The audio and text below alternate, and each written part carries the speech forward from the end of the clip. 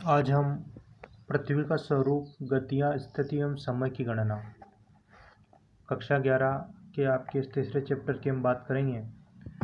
देखिए, इसमें मानव प्रारंभ से ही जिज्ञासु प्राणी रहा है। हम भी जिज्ञासु हैं, कुछ ना कुछ जानने की हमारी इच्छा होती है और उसको जो है प्रयास हम करते हैं हमारे ज्ञान में वृद्धि का। सभ्यता के विकास के साथ मानव ने आसपास के पर्यावरण, पृथ्वी और आकाश के बारे में अधिक जानने का प्रयास शुरू किया। प्राचीन काल में समस्त ब्रह्मांड को पृथ्वी केंद्रित माना जाता था। समस्त ब्रह्मांड को पृथ्वी केंद्रित माना जाता था कब? प्राचीन काल में। तथा पृथ्वी को स्थिर, चपटा या तस्तरी नुमा बताया गया। आपके सामने जो पृथ्वी आपको जो दिखाई दे रही है ना, तो प्राचीन काल में इसको इस प्रकार से गोल नहीं माना गया।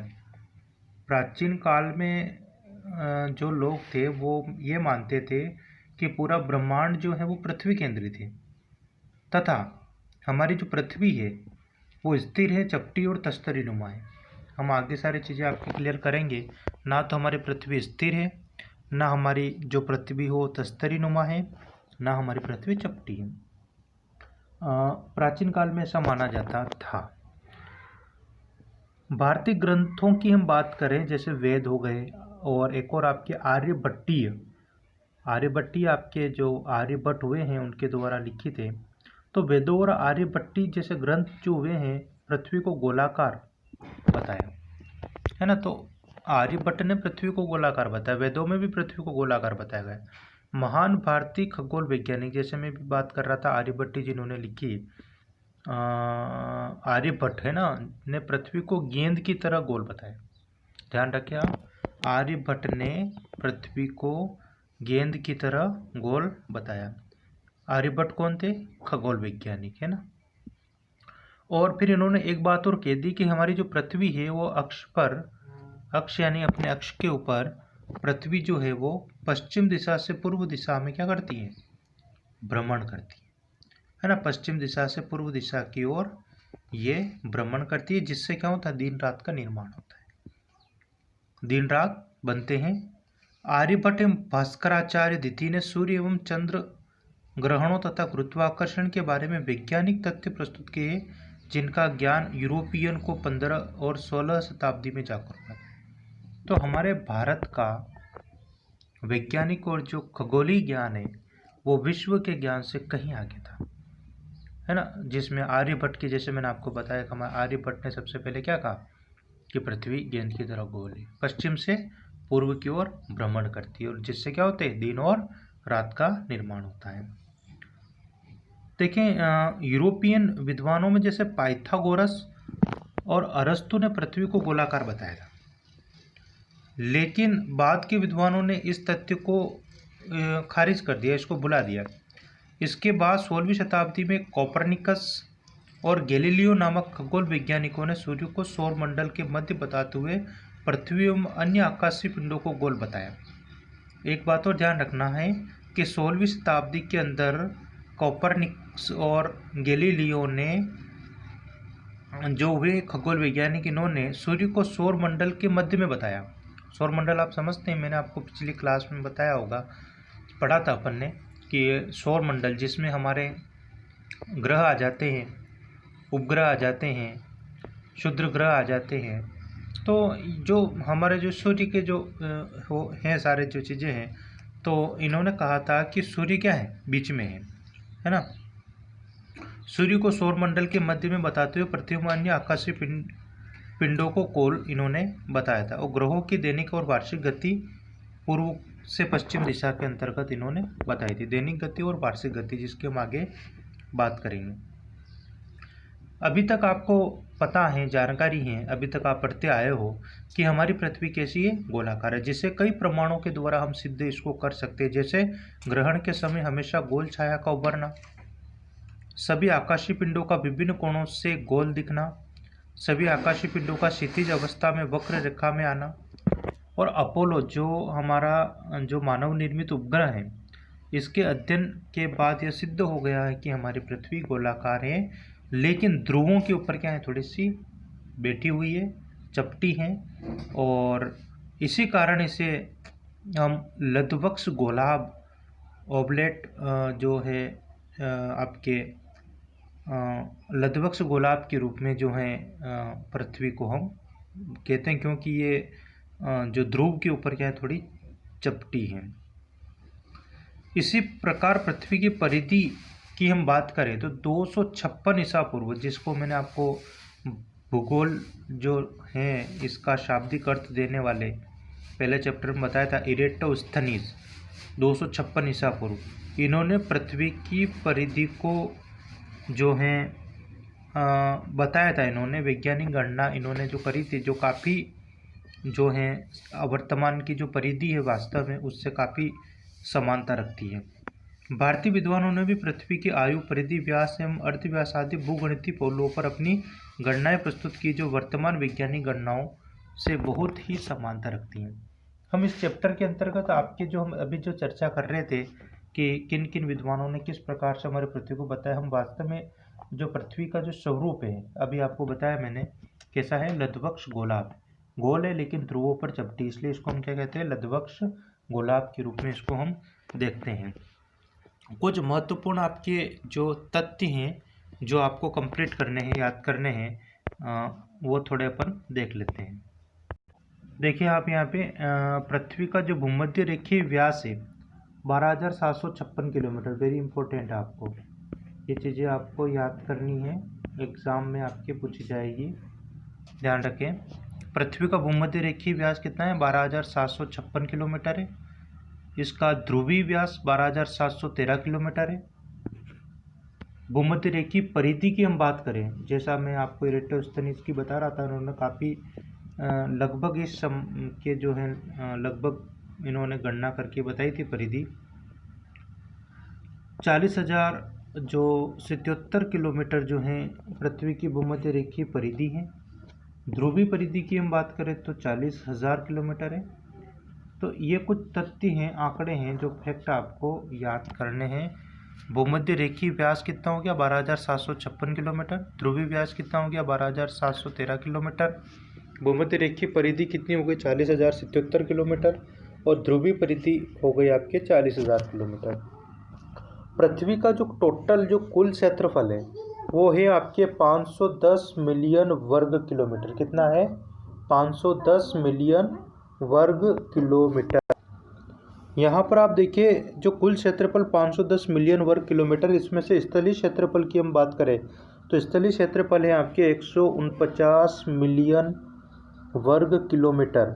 जो स्थलीय क्षेत्रफल है वो जो हमारी जो टोटल पृथ्वी है उसका 29.22% भाग रखता है।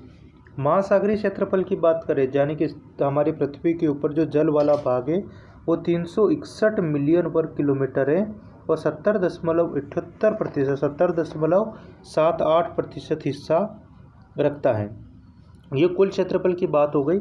आपको इम्पोर्टेंट ध्यान रखना, कुल 510 मिलियन वर्ग किलोमीटर, जिसमें से स्थल वाला भाग है 150 मिलियन वर्ग किलोमीटर और महासागरीय जो क्षेत्रफल है 361 मिलियन वर्ग किलोमीटर है।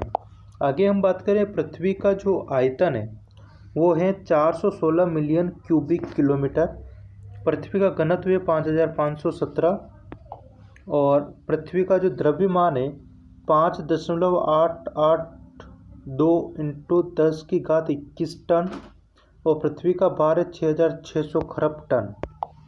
6,600 खरब टन जो है पृथ्वी का भार है। और धरातल पर वक्रता जो है 7.98 जो आपके जो इंच प्रति मील की जो हम बात करें वो आपके हैं। तो ये कुछ महत्वपूर्ण जो फैक्ट आपके तथ्य हैं इनको आपको जो है याद करना है, ये आपकी इम्पोर्टेंट है, आप इसको नोट कर ले में, आप ध्यान से इसको कंप्लीट करें, इसको नोट करें आप।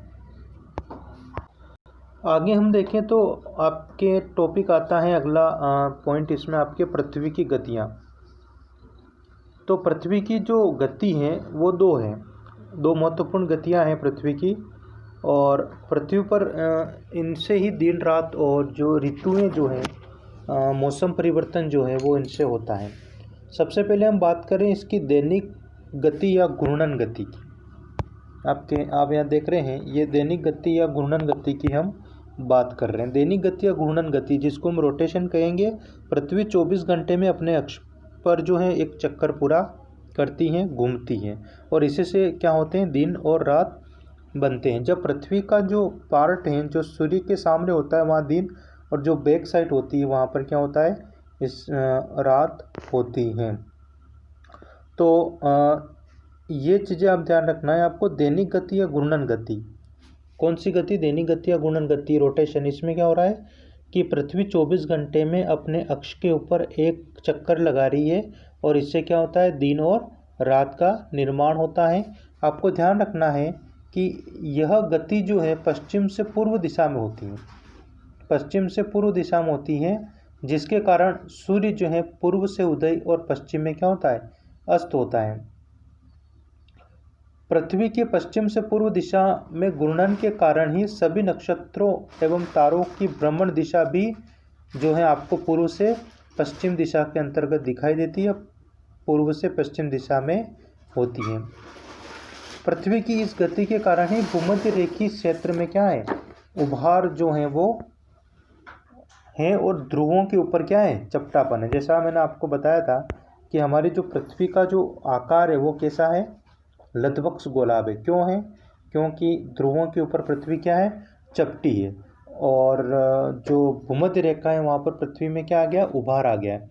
क्यों आया, क्योंकि पृथ्वी का जो रोटेशन है, घूर्णन गति है ना, उस कारण से ये हुआ है। तो देखिए आप यहाँ पे, इससे क्या होता है कि केंद्रापसारी बल लगता है, और इसके अतिरिक्त इस गति के कारण हवा और धाराओं की दिशा में भी क्या आ जाता है, बदलाव आ जाता है।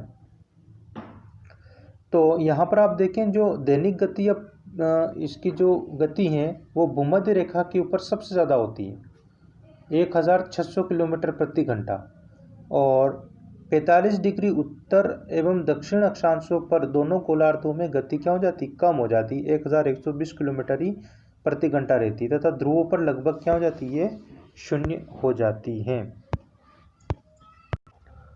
वापिस आप इसको देखें एक बार और, इम्पोर्टेंट है आपके। दैनिक गति या परिभ्रमण की जो गति है भूमध्य रेखा पर सर्वाधिक है, ध्यान रखना है, कितनी है, 1600 किलोमीटर प्रति घंटा। 45 डिग्री उत्तर और दक्षिण अक्षांशों पर दोनों गोलार्धों के अंतर्गत हम बात करें तो ये कम होकर 1120 किलोमीटर प्रति घंटा रह जाती है, और ध्रुवों के ऊपर क्या हो जाती है, ये शून्य हो जाती हैं। तो आपके प्रश्न आएगा, ध्यान रखें कि जो घूर्णन का जो गति है या दैनिक गति या परिभ्रमण जो गति है वो सर्वाधिक कहाँ होती है, तो भूमध्य रेखा पर होती है, और ध्रुवों की ओर जाते हैं तो क्या होती है, कम होती जाती है। और ध्रुवों के ऊपर यानी 0 डिग्री के ऊपर अगर अपन चले जाएं तो वहाँ पर क्या हो जाती है, शून्य हो जाती है। पृथ्वी का अक्ष जो है पृथ्वी की कक्षा पथ पर समकोण पर बना हुआ नहीं है, ध्यान रखें।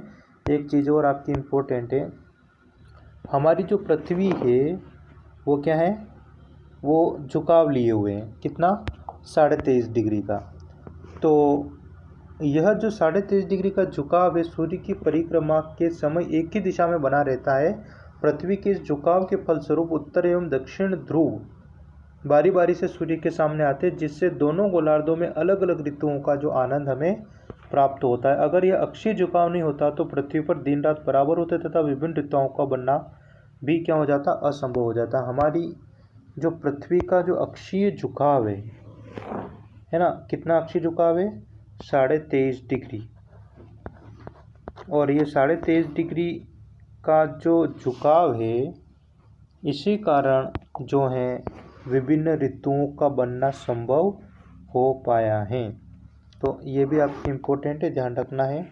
हमारी पृथ्वी जो है पृथ्वी की जो कक्षा है वहाँ पर हमारी पृथ्वी जो है वो समकोण नहीं है, वहाँ पर ये 23.5 डिग्री का झुकाव रखती है, और इस 23.5 डिग्री झुकाव के कारण ही सूर्य की परिक्रमा के समय एक ही दिशा में बना रहता है, और बारी बारी से ये उत्तरी जो है ध्रुव की जो हम बात कर रहे हो, दक्षिण ध्रुव की बात कर रहे हैं, आते हैं, और अलग अलग गोलार्धों में अलग अलग ऋतुएँ बनती हैं।